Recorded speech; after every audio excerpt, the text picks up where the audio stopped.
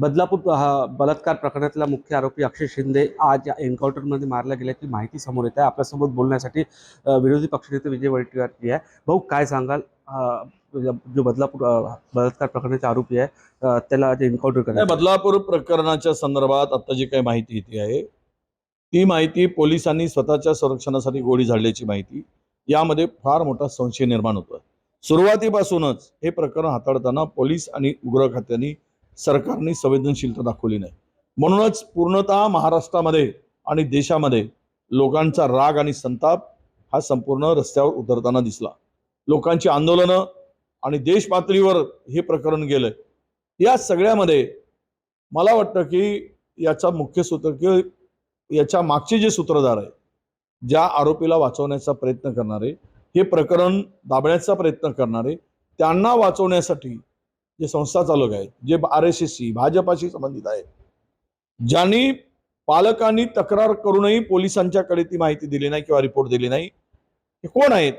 त्यांना वाचवण्याच्या प्रकरणामध्ये या अक्षय शिंदेला सुद्धा वाचवण्याचा प्रयत्न झाला। कारवाई करताना दिरंगाई केली गेली। लोकांचा प्रक्षोभ पाहून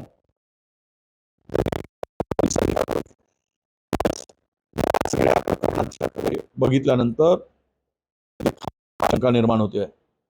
याचं कारण असं आहे की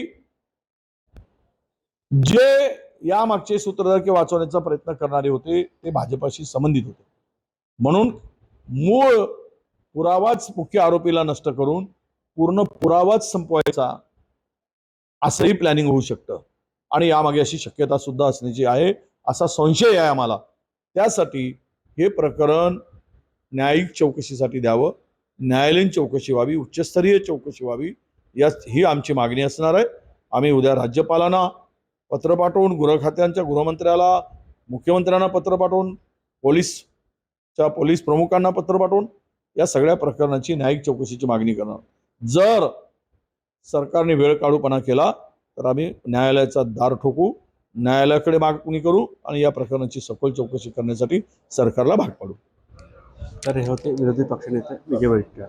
रिलीज 10 TV मराठी, चंद्रपूर।